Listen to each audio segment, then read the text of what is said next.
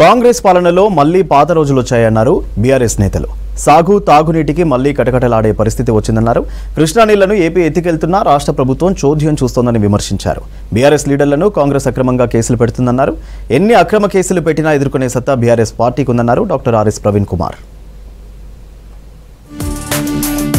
రాష్ట్ర ముఖ్యమంత్రి రేవంత్ రెడ్డిపై మాజీ మంత్రి హరీష్ రావు విమర్శలు చేశారు. ఇప్పటికీ చాలా మంది రైతులకు రుణమాఫీ కాలేదని, రైతుల నుంచి తీవ్ర నిరసనలు వ్యక్తమవుతున్నాయని హరీష్ రావు అన్నారు. కాంగ్రెస్ ఇచ్చిన 6 గ్యారెంటీలు ఎన్నికల గారడే అని ఆరోపించారు.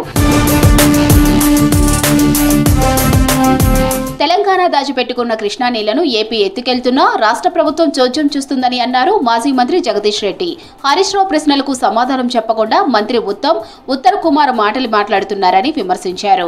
ఉమ్మడి రాష్ట్రంలోనూ తెలంగాణకు అన్యాయం చేసింది కాంగ్రెస్ బీజేపీలే అని ఆరోపించారు. హరీష్ రావు గారు రాజకీయాలు మాట్లాడలే, విమర్శలు చేయలే, బాధ్యత గుర్తు చేసిండ్రు. ఏమని, మన వాటా నీళ్లు శ్రీశైలం సాగర్ ప్రాజెక్టులలో ఆంధ్రప్రదేశ్ తన వాటా అయిపోయిన తర్వాత కూడా దౌర్జన్యంగా దుర్మార్గంగా తీసుకుపోతుంది.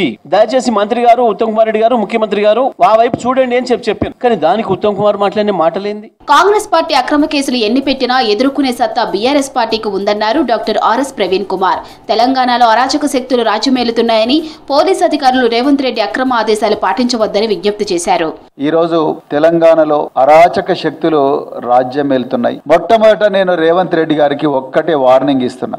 రేవంత్ రెడ్డి, నువ్వు ఎన్ని అక్రమ కేసులు పెట్టినా, నువ్వు ఎంత నీచ స్థాయికి దిగజారినా, హరీష్ రావు గారు, కేటీఆర్ గారు, మిగతా అందరూ భారత రాష్ట్ర సమితి నాయకులందరూ కూడా తెలంగాణ ప్రజల పక్షాన్నే ఉంటారు.